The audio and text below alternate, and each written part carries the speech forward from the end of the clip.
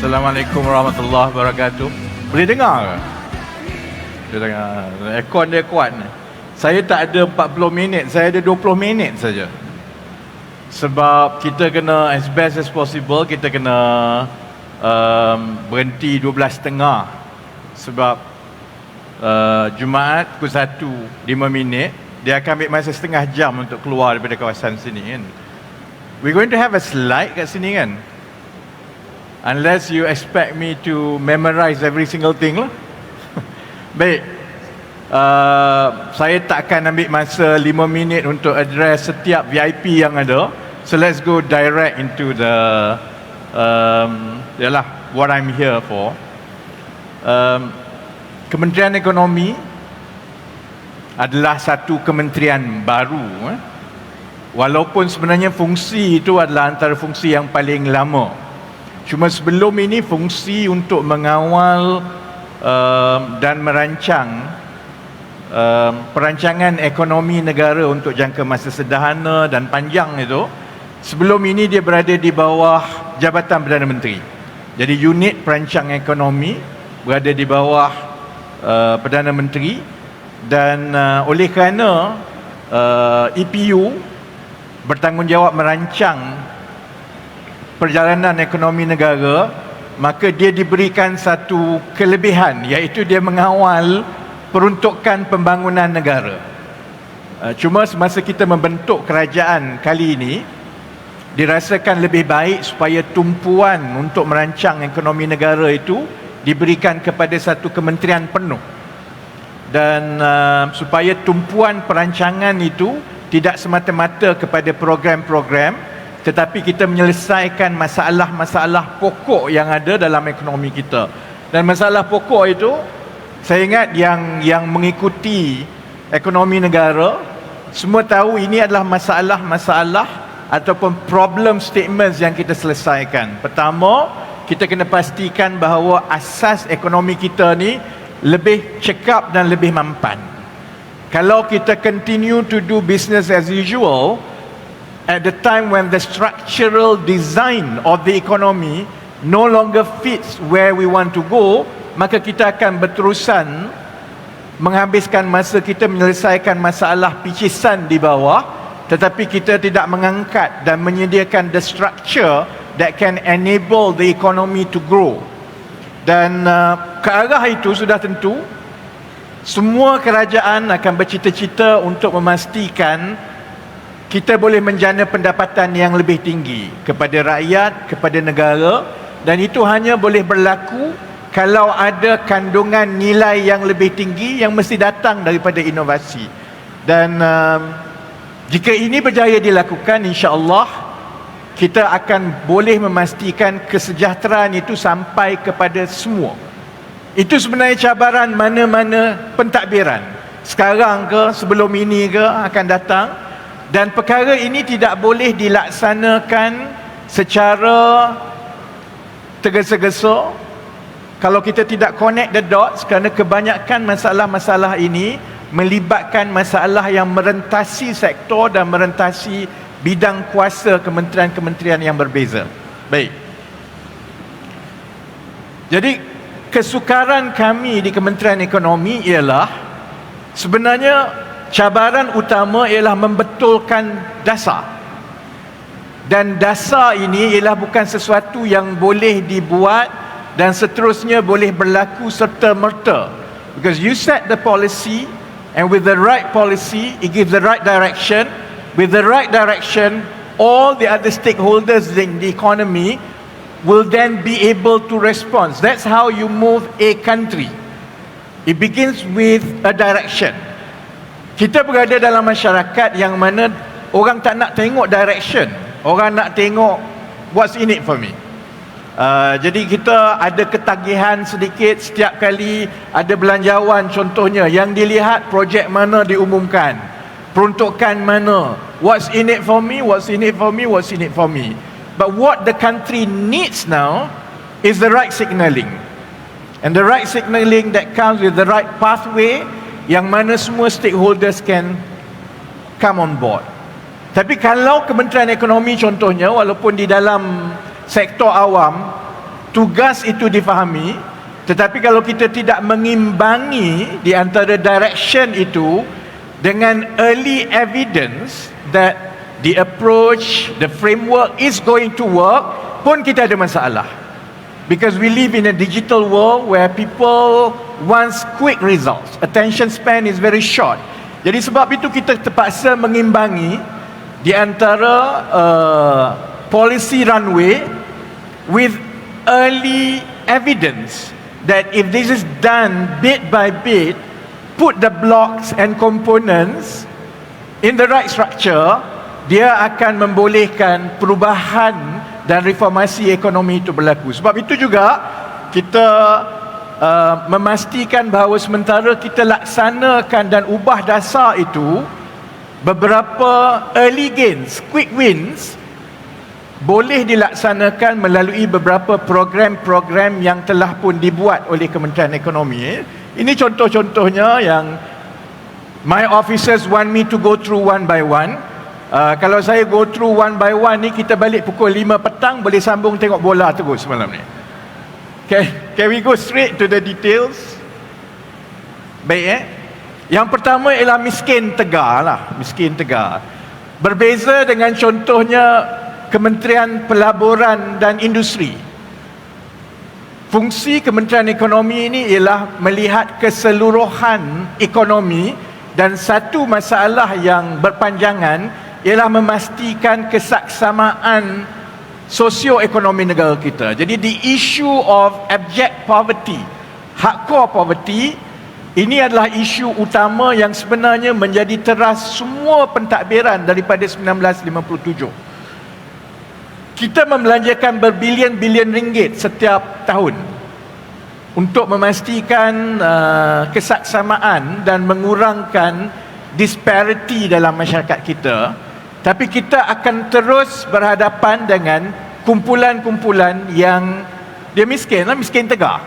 Dan miskin tegar dari segi penarifan kita ialah isi rumah yang pendapatannya di bawah RM1,198. Macam mana kita dapat RM1,198? Ini adalah pendapatan paling rendah untuk memastikan dia cukup makan, dia boleh sewa rumah, dia ada sedikit untuk pengangkutan dan utility. Next. Baik Kebiasaannya ialah kalau kita nak campur tangan dalam mengurangkan kemiskinan, selalunya kita tumpu kepada beri bantuan.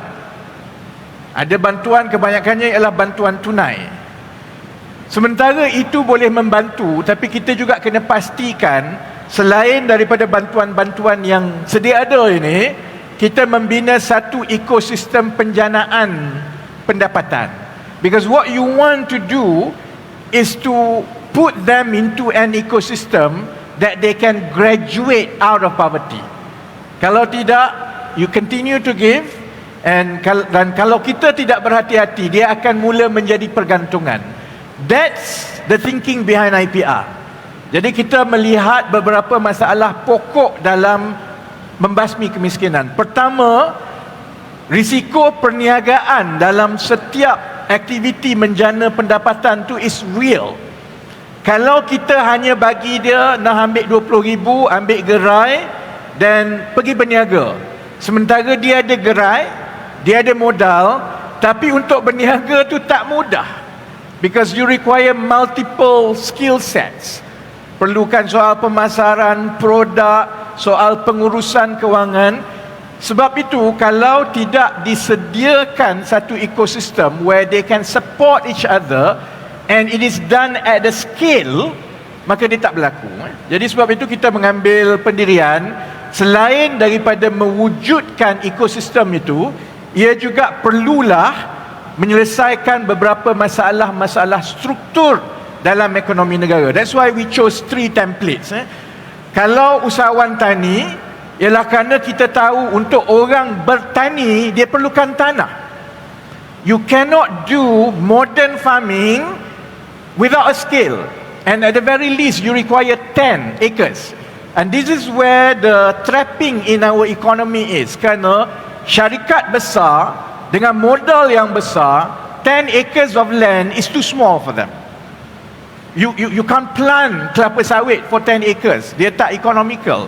Tapi orang yang berminat, yang boleh keluar daripada kemiskinan dengan RM2,500 pendapatan bulanan ini, dia hanya perlukan setengah hektar saja.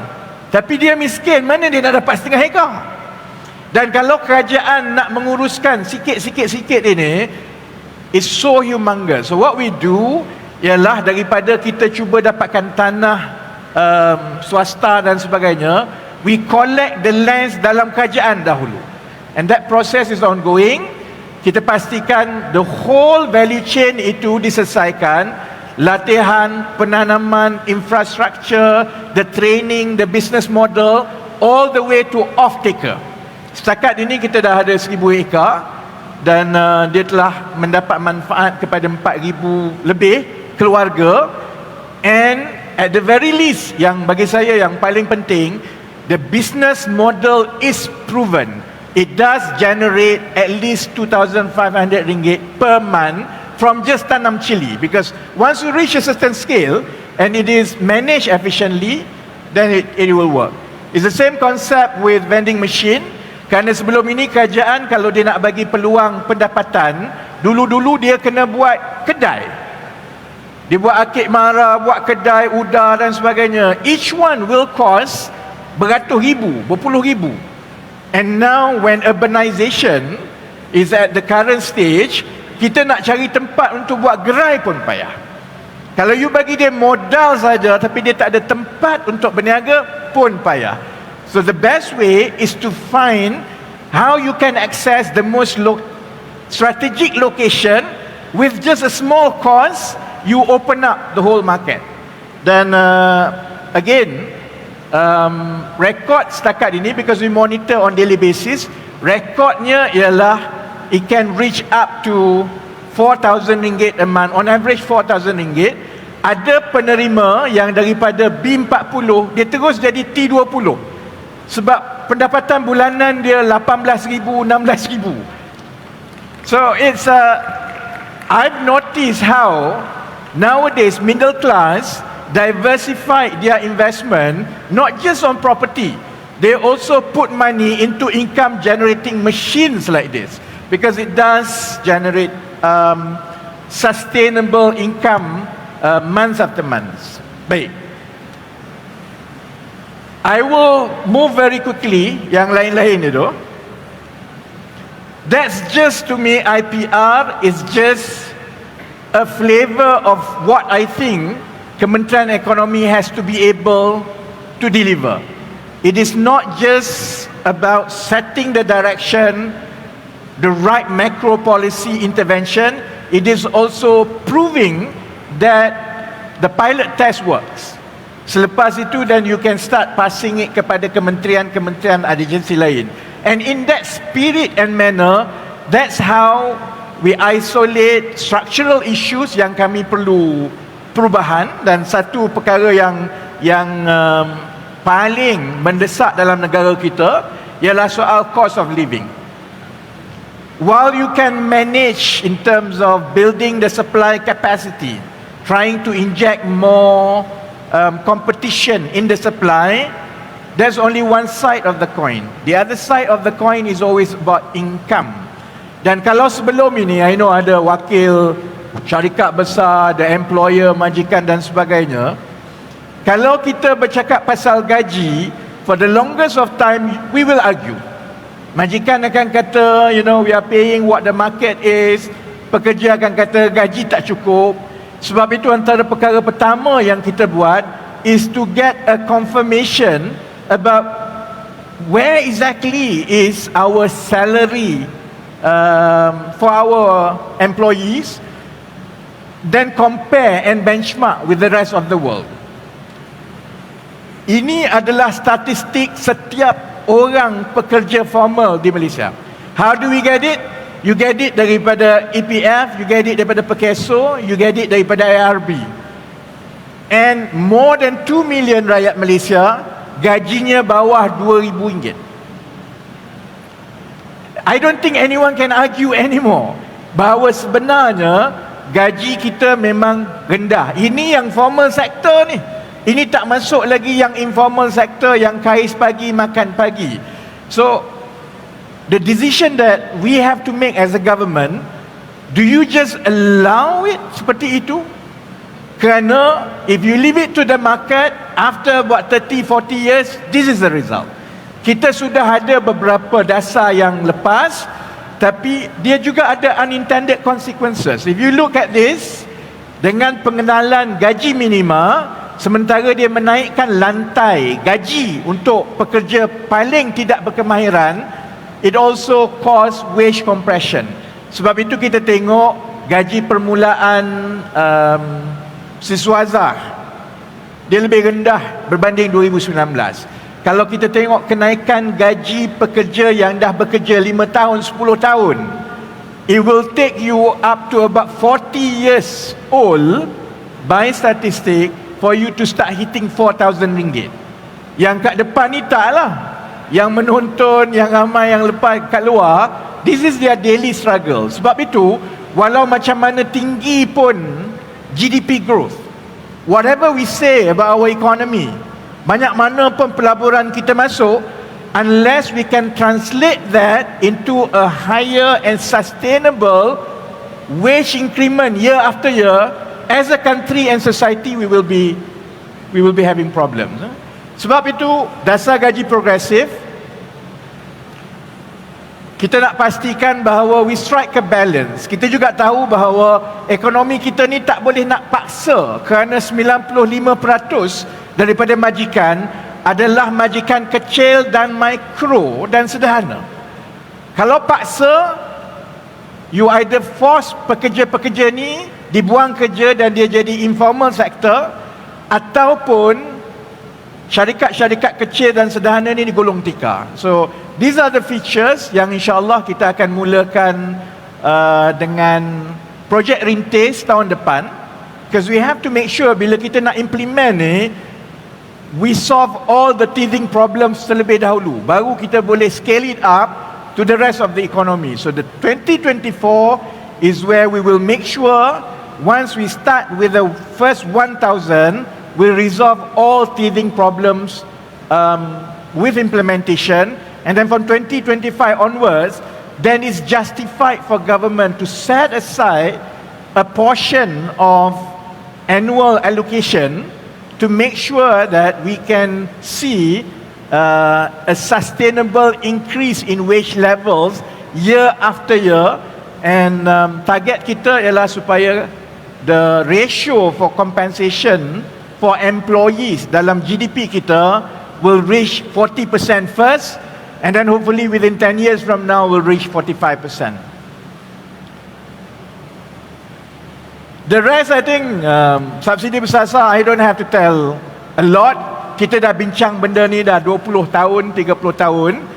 Pandangan saya, dan saya ada Tan Sri Wahid, who was my predecessor many years ago, and I'm sure setiap Menteri Ekonomi yang diberi tanggungjawab untuk mengatur perancangan ekonomi, this is a problem statement that successive ministers have to try to crack. I'm luckier than my predecessors for one reason. I live in an era where data is readily available, where the IT and digital infrastructure allow us to have a very detailed insight all the way for each household. Zaman Tan Sri Wahid tak boleh, zaman Tok Pa dulu pun kita tak cukup. Jadi sebab itu perkara yang kita tumpukan, orang tanya kenapa tak buat subsidi bersasar terus, kenapa tak bagi arahan terus. Sebab kalau kita tak pastikan setiap isi rumah itu kita tahu berapa anak dia, pendapatan dia berapa imputed cost of living, dari jauh mana dia nak pergi kerja, unless you can drill down to that point, kita akan terus berdepan dengan exclusion and inclusion error. So much so, bila kita mula laksanakan, walaupun dasar itu secara teorinya dan makronya betul, tetapi oleh kerana ramai yang tak puas hati, kerajaan akan menghadapi risiko U-turn. And that's what happens in many other countries lately pun. They know they have to do this, dia buat saja 3-4 bulan, oleh kerana bangkangan dia U-turn. InsyaAllah, with the database that we have developed, is going live January ini. In fact, my next meeting after Semayang Jumaat, we already switch into project management basis. We have to go week by week to make sure everything is in place supaya we minimize all the risk, dan bila dia dibuka kepada orang ramai pada awal Januari, itu akan membolehkan orang boleh terima bahawa at this income level, with this household size, saya sebenarnya memang tak layak dapat. And if you are in that category, and the majority of us are in that category, you go through the process, the numbers, the data are transparent, you can challenge the data, and therefore if you are in this category, these are the targeted subsidies that you will get. Yang lain-lain saya ingat sebab I really have to stick to 12:30. So yang lain tu boleh ada QR code, sila download. Saya ingat saya nak simpulkan begini. Saya tak ada masa untuk go through all the slides semua. I think we should really stop here. Stick to the time. What I want to summarize begini. Tidak ada sebarang perubahan dan anjakan yang besar, apatah lagi dalam sesuatu yang cukup penting seperti ekonomi, yang boleh berlaku sekelip mata. In fact, if I were to run an organization or a big company, I'll be very mindful to separate and differentiate between superficial growth, valuation growth, and sustainable business model that people after me can build on to make sure that not only we have the financial resources, not only that we have the capability, but we have an ecosystem upon which people after us can build strength after strength. That is my job. Jadi salah satu sebab saya ingat kenapa saya diberikan tugas ini, kerana muka saya memang tebal and I don't usually give two hoots about what people say. What has to be done, has to be done. And so long as keputusan kita itu pertamanya dibuatkan berdasarkan semua bukti-bukti penilaian dan juga kajian yang betul-betul adil dan betul-betul lengkap, pertama. Kedua, so long as persediaan kita itu telah mengambil kira untuk mengurangkan seberapa banyak risiko pelaksanaan. Minimize all the pain. We will have some pain, but minimize all the pains. Then I think you just have to bite the bullet, move one step after another, kerana the rest of the ecosystem will catch up.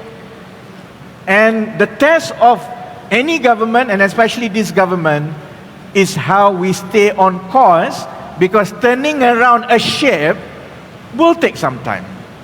And with the right momentum, bila dia dah mula turn around, the rest of the stakeholders in our economy and society will come on board, dan itu akan mempercepatkan momentum. Jadi insyaAllah, all I can say, I'm already 3 minutes on borrowed time, all I can say is this.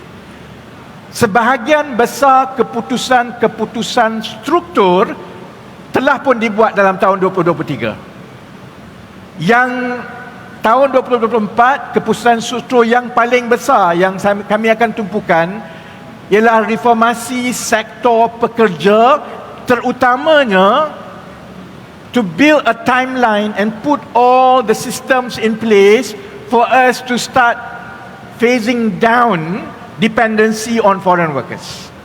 Jadi kepada majikan yang dengar di luar, it's coming. It's just that saya tak yakin dengan hanya satu arahan perkara itu akan berlaku. What we need to do is to build all the support system terlebih dahulu, then you can turn the button on. And tahun 2024, kalau tahun 2023 itu fokusnya ialah kepada kedudukan fiskal kerajaan, soal subsidi bersasar, soal the growth narrative, that's why we talk about energy transition, soal sektor-sektor yang strategik, tahun 2024, the focus of policy reform yang terbaru ialah labour market reform. Jadi I think that's the flavour. Yang lain tu kita akan berterusan. Thank you very much. Terima kasih banyak-banyak. The job is ongoing. There will be people after me, people before me.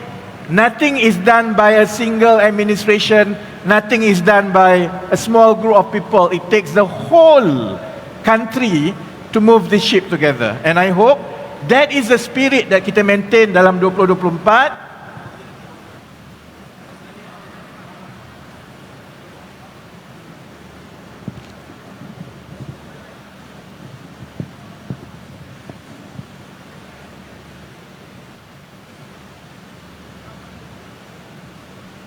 That's a very subtle way to get me off the stage.